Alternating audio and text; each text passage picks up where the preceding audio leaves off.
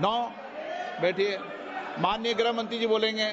मान्यवर, माननीय सदस्य ने जो पॉइंट ऑफ ऑर्डर उठाया है, मैं इसके हार्द को सदन के सामने रखना चाहता हूं। भारत सरकार की कैबिनेट ने इस बारे में एक बिल अप्रूव कर सदन के सामने रखा। आपके द्वारा ये बिल जॉइंट पार्लियामेंट्री कमेटी को दिया गया, जिसका विपक्ष का भी बड़ा आग्रह था।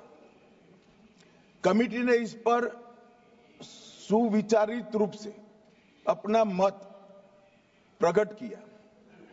वो जो मत प्रकट हुआ, वो मत फिर से कैबिनेट के सामने गया। कमेटी के जो सुझाव थे, ये भारत सरकार की कैबिनेट ने स्वीकार किए और अमेंडमेंट के रूप में किरण रिजिजू जी लेकर आए। ये तभी होता है जब ये ऑफिशियल अमेंडमेंट कैबिनेट की अनुमोदन के बगैर आता है। मान्यवर, मैं नहीं मानता इसमें कोई पॉइंट ऑफ ऑर्डर है, और आपका ही आग्रह था कि कमेटी ज्वाइंट पार्लियामेंट्री कमेटी बने।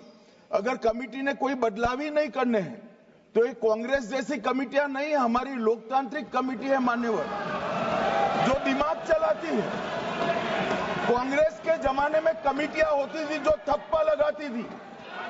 हमारी कमेटी चर्चा करती है, चर्चा के आधार पर विचार करती है और परिवर्तन करती है।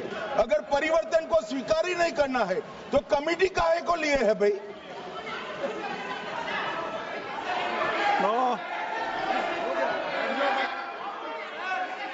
आप जब विधेयक पर चर्चा हो तो सबको मौका दूंगा।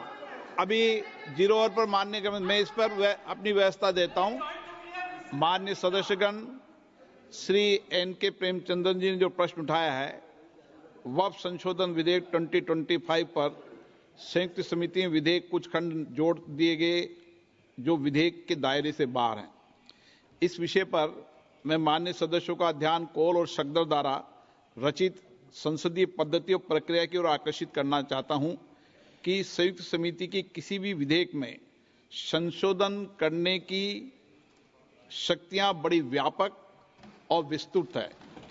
समिति किसी भी विधेयक में पूर्ण रूप से संशोधन कर सकती है या उसको पूर्णतः नया प्रारूप तैयार कर सकती है तथा विधेयक के सिद्धांत में परिवर्तन किए बिना उसका पूरा नाम और संक्षिप्त नाम भी बदल सकती है। इस प्रकार समिति किसी विधेयक में नए उपबंध सम्मिलित कर सकती है तथा विधेयक की व्याप्ति की समिति कर सकती है। विगत में कई संयुक्त समितियों